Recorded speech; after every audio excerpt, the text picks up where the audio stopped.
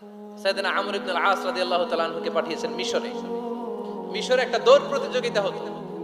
ওই দৌড় প্রতিযোগিতায় আমর ইবনুল আস রাদিয়াল্লাহু তাআলা আনহুর ছেলে অংশগ্রহণ করেছে, কিন্তু এক মিশরি ওই দৌড় প্রতিযোগিতায় চ্যাম্পিয়ন হয়ে গেছে, রানার্স আপ হয়েছে আমর ইবনুল আসের ছেলে। এবার মিশরি ফার্স্ট আর গভর্নরের ছেলে সেকেন্ড। রাগের চোটে আমর ইবনুল আসের ছেলে ওই মিশরির মাথার মধ্যে কয়েকটা বাড়ি মেরেছে। মিশরি বলে, আমার মাল্লা কেন?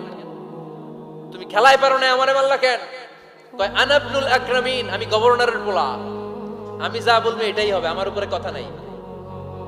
মিশরি ওইখানে আর ঝগড়া বাঁধায় নাই, মনে দুঃখ নিয়ে মদিনায় চলে আসলেন।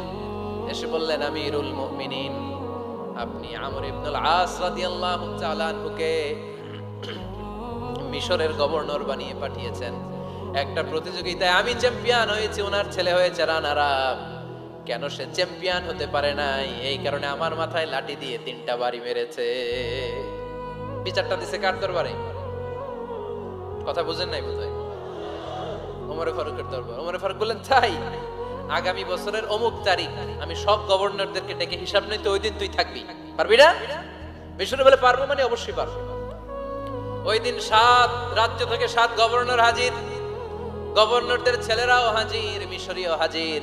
7 গভর্নরের কাছ থেকে 7 এলাকার খোঁজ খবর নেয়ার পরে ওমরে ফারুক বললেন, আইনাল মিসরি, মিশরি লোকটা কই, এদিকে আয়। মিশরি সামনে আসার পরে বলল, আমর ইবনুল আস, তুমি মিশরের গভর্নর, তোমার ছেলে সহ তুমি আসো। আমর ইবনুল আস এসে সামনে বসে রইলেন। এবার বললেন, ও আমর ইবনুল আসের ছেলে, তুমি নাকি ইবনুল আকরামিন গভর্নরের ছেলে, তুমি যা বলবা মিশরে নাকি তাই হবে, তোমার নাকি অনেক দাপট। নিজে একটা লাঠি এনে মিশরীর হাতে দিয়ে বলল, এবার তোর মাথায় যতটা মারছে তুই ততটা গুনে গুনে মার, আমি দেখবো। আমর ইবনুল আস দেখবে, আমর ইবনুল আসের ছেলেরে তুই এখানে মার। সে বলতেছে, থাক, আপনি বলছেন এতেই যথেষ্ট, মারা লাগবে না, আমি মাফ করে দিলাম। ওমরে ফারুক বলল, খবরদার, মার, মার ওর মাথার মধ্যে। মিশরি ওমরে ফারুকের ধমক শুনে ভয়ে ভয়ে 3টা বাড়ি মারলো।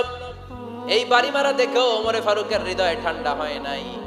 লজ্জায় আমর ইবনুল আস, বয়স হয়ে গিয়েছে, সাহাবা, মাথা তখন টাক, মাথায় চুল নাই, লজ্জায় মাথাটা হেট হয়ে মাথাটা নিচু করে রেখেছে।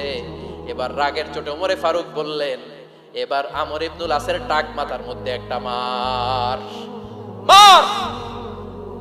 কেন ছেলেকে শিক্ষা দিতে পারে নাই?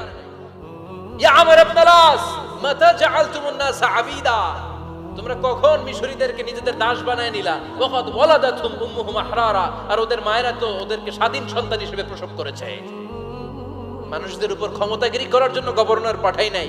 খবরদার, জনগণ, তাদেরকে দেখভাল করার জন্য তোমাদেরকে পাঠানো হয়েছে, তাদের উপর কোনো অত্যাচার করার জন্য নয়। চিল্লায় বলেন ঠিক কিনা?